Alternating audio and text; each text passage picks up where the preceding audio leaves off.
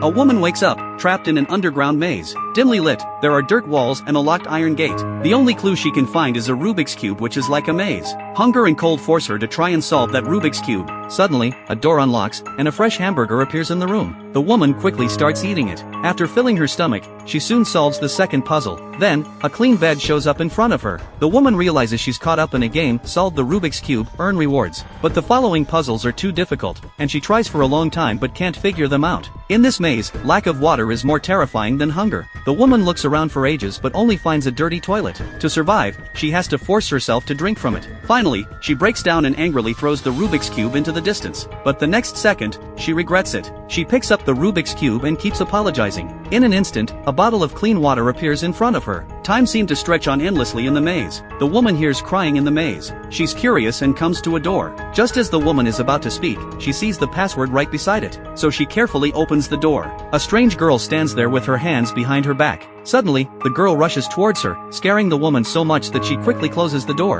A few days later, the smell of a corpse comes from the other side of the door. The woman knows that she's won this game. Not long after, the woman's consciousness begins to blur. When she wakes up again, a doctor appears in front of her. The doctor tells her that her name is Cindy. During the time she was imprisoned, Cindy's memory became confused, and he's there to help her restore her memory. The police need Cindy's clues to solve the case. The woman, still disbelieving, asks the doctor how long she's been held captive. Sam, you were kidnapped 15 years ago.